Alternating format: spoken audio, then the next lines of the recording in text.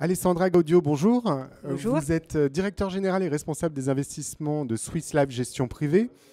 Est-ce que pour une banque privée, il faut continuer à investir aujourd'hui pour garder la même rentabilité? Dans quelle proportion et investir dans quoi? Bien sûr, il faut continuer à investir. Il y a des coûts qui augmentent effectivement aujourd'hui, on le sait très bien pour la réglementation. Aujourd'hui, on est en phase d'implémentation des directives européennes, donc MIF, PRIPS, demain IDD. Donc c'est évidemment des coûts qui augmentent. C'est des coûts qui doivent être aussi, et des investissements plutôt, qui doivent être prévus dans tout ce qui est digitalisation pour accompagner l'expérience client dans la fruition des services qu'on peut lui donner à tout moment et en tout lieu, parce que c'est effectivement l'évolution de l'offre, soit dans la banque privée comme dans la vie de tous les jours. Tout ça, ça s'accompagnera aussi dans une meilleure rentabilité dans le sens de pouvoir développer d'autres services. Et je parle là, par exemple, dans les mandats de gestion et mandats de conseil qui pourront accompagner l'investissement des clients. Des services, mais pour quels clients? C'est-à-dire, il y a une segmentation aujourd'hui de plus en plus forte des banques privées. Bien sûr, la segmentation est nécessaire en termes de produits qui sont proposés aux clients.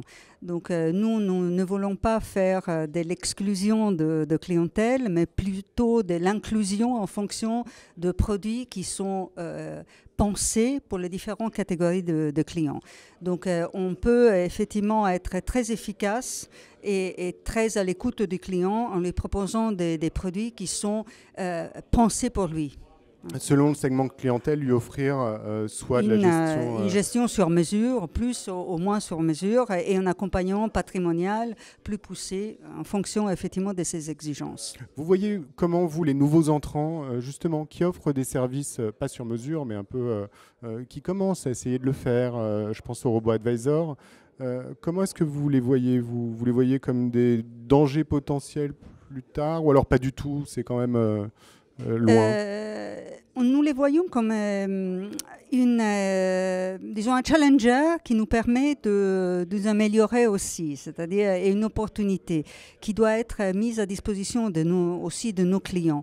En fait, le robo-advisor, l'agrégateur, c'est quelque chose que nous poursuivons et que nous sommes aujourd'hui capables d'offrir à nos clients.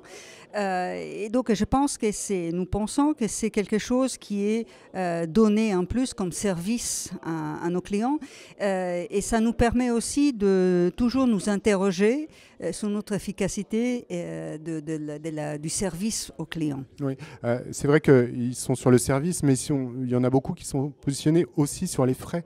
Est-ce que les pressions sur les frais de gestion qu'on voit dans la gestion institutionnelle notamment, a atteint la banque privée, ou alors vous n'avez pas encore cette pression-là? Et si vous ne l'avez pas encore, est-ce qu'elle va venir?